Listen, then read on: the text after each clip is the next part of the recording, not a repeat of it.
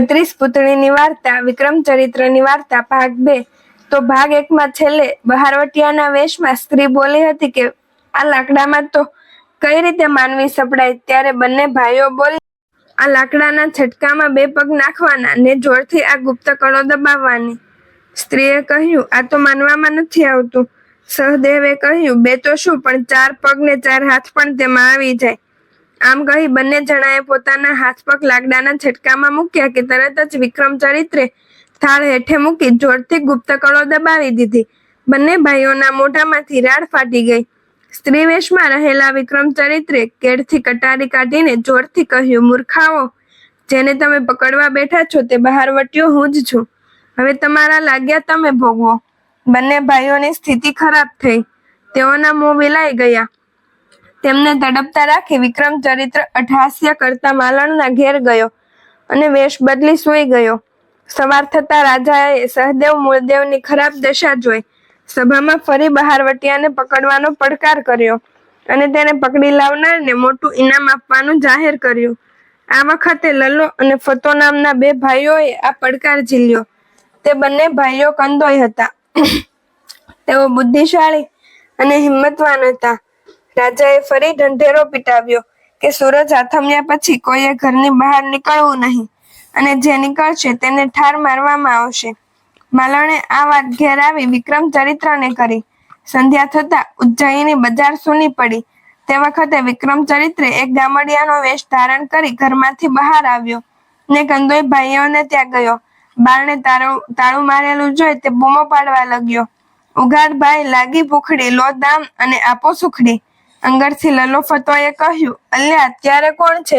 જલ્દીથી ઘર ભેગો થઈ જા। તને રાજાના હુકમની ખબર નથી કે બહાર નીકળનારને ઠાર મારવામાં આવશે?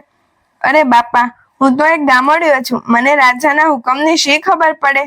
હું તો ભૂખ્યો હતો એટલે કંઈક ખાવાના હિસાબે અહીં આવ્યો। ભૂખથી આખી રાત જશે નહીં, માટે દયા કરી મને સુખડી આપો, જે પૈસા થાય તે લો। લલ્લો ફતો બોલ્યા, રાજાનો હુકમ છે એટલે દુકાન ઉઘાડીએ તો મરવું પડે।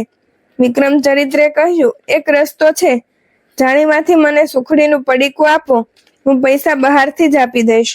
લલ્લા ફતાનું મન લલચાયું। તેમને થયું કે દુકાન ઉઘાડ્યા વગર જ ઘરાકી થતી હોય તો તેમાં ખોટું શું? વળી ગામડિયા પાસેથી મોં માગ્યા પૈસા પણ મળી શકશે। આ વિચારે તેમણે સવાશેર સુખડી ચોખી પડીકું બાંધ્યું।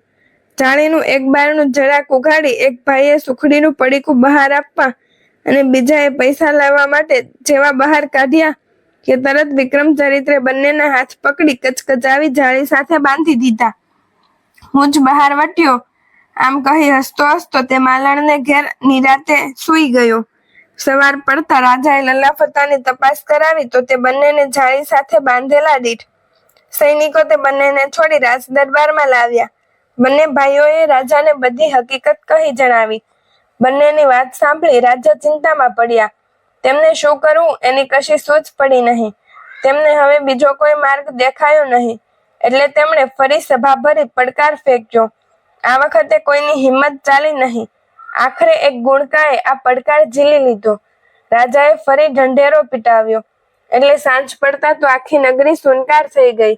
મધરાત થતા વિક્રમચરિત્રને સિપાઈનો વેશ લીધો અને સીધો જ ગુણકાને ઘેર ગયો। ત્યાં જઈ હાફતો બોલ્યો, ચાલો જલ્દી ચાલો, બહારવટીયો પકડાઈ ગયો છે, તમને તેડાવ્યા છે। હે ગુણકા બોલી, ક્યાં છે?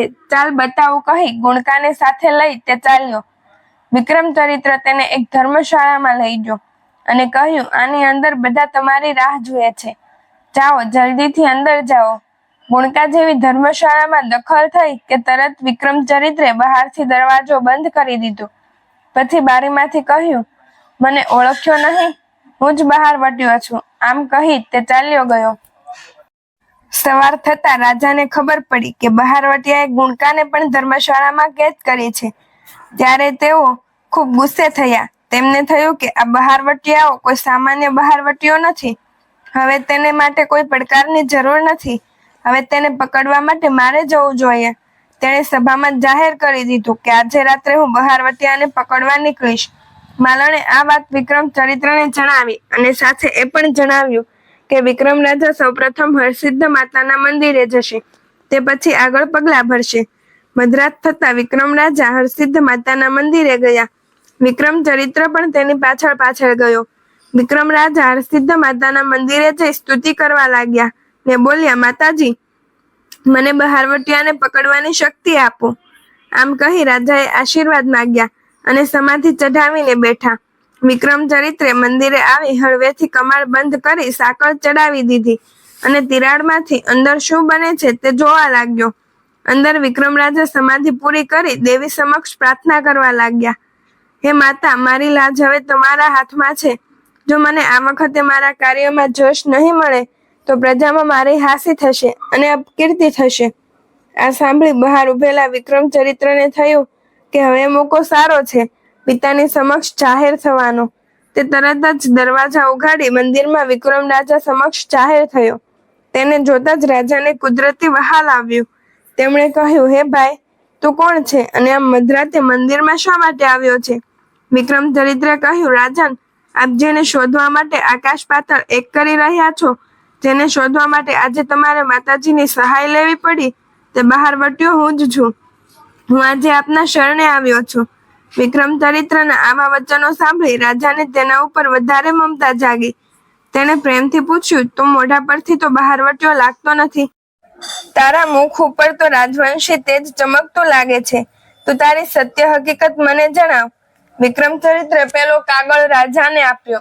રાજાએ દીવાના ઝાંખા પ્રકાશમાં આ કાગળ વાંચ્યો અને તેને પોતાનો આખો ભૂતકાળ યાદ આવ્યો. તેઓ પોતાના પુત્ર વિક્રમ ચરિત્રને બાથમાં લઈ ભેટી પડ્યા ને બોલ્યા, બેટા, તુંય મારા જેવો પરાક્રમી નીકળ્યો. તેઓ વિક્રમ ચરિત્રને રાજમહેલે લઈ ગયા. વિક્રમ ચરિત્રે બધી હકીકત રાજાને કહી સંભળાવી. બીજે દિવસે રાજાએ રાજ દરબારમાં સમાજનો આગળ તેની ઓળખાણ કરાવી અને તેની માતાને પણ રાજમહેલમાં તેડાવી.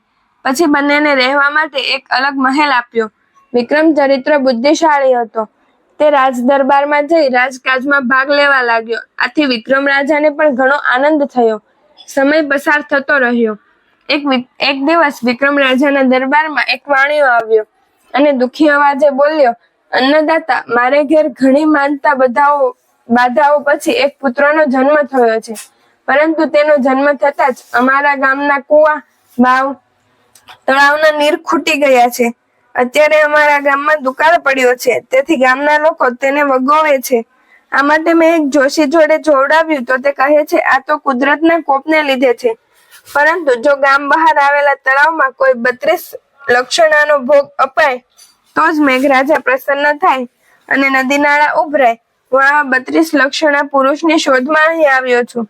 વિક્રમ રાજા બોલ્યો, ભાઈ, હું 32 લક્ષણો કહેવાઉં છું. જો મારા ભોગથી મેઘરાજા પ્રસન્ન થતા હોય તો મારો ભોગ આપવા તૈયાર છું. વાણિયો બોલ્યો, અન્નદાતા, આ નહીં બની શકે.